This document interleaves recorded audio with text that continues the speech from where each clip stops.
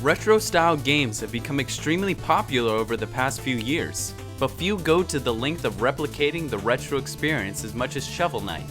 From the cutscenes to the animations to the transitions, everything feels like it came straight from the 80s. Even enemies respawn when you walk off the screen, just like many classic 8-bit titles. In fact, my first instinct on the title screen was to press the select button to move down the options, which to my surprise actually didn't work.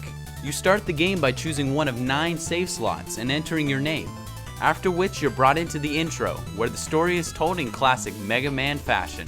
In fact, Shovel Knight is a mixture of many classic retro games. You can bounce off your shovel like in DuckTales, walk around the world map like in Super Mario Bros. 3, and explore towns like in Zelda 2.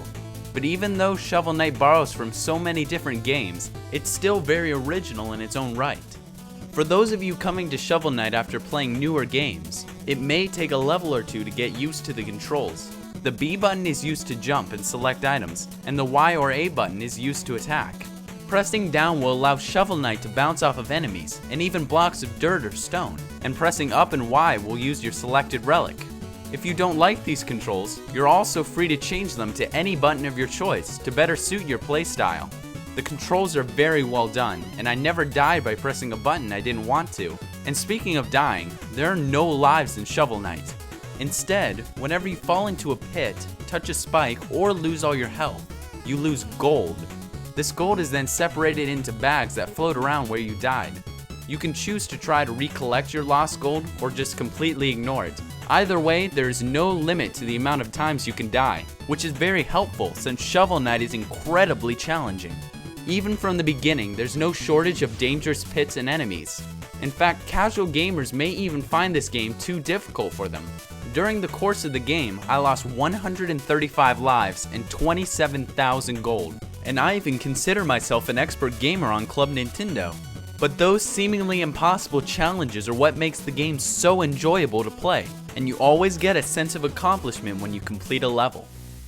In almost every screen of Shovel Knight, there's some sort of secret. Be it a destructible wall or a high ledge, you always have to keep a sharp lookout for gold.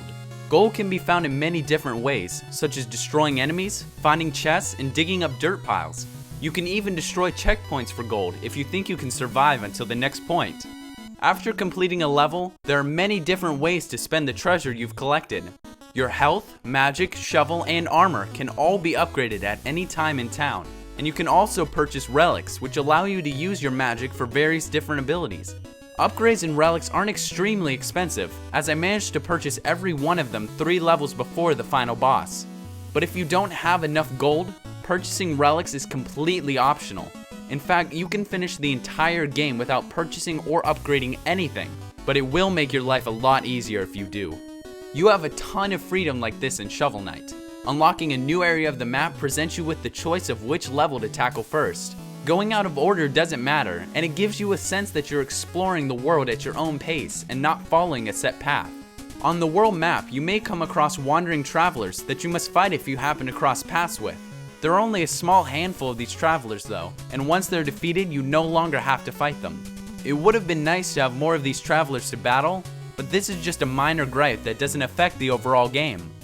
Because I'm reviewing the Wii U version of Shovel Knight, I feel it's necessary to talk about the functionality of the gamepad. In every version of Shovel Knight, pressing the select button opens a menu for you to change your relics and view your upgrades. These, in addition to Digger's Diary, can be viewed from your gamepad without pausing the game. In case you don't know, the Digger's Diary allows you to post and view posts from Miiverse on the gamepad. Any posts you make or view are specific to the area you're in, which can give you helpful hints and tips during the game. Taking my time to collect everything, Shovel Knight took me 7.5 hours to complete. The game never felt short or easy to me, and even if it did, after finishing the game you unlock New Game Plus, where the enemies are stronger, but you keep your previous relics and upgrades from the last game. Shovel Knight is very much an enjoyable and challenging game, one that would be a joy to play for both retro gamers and current gamers alike. So if you think you're up for the challenge, you will definitely enjoy this game.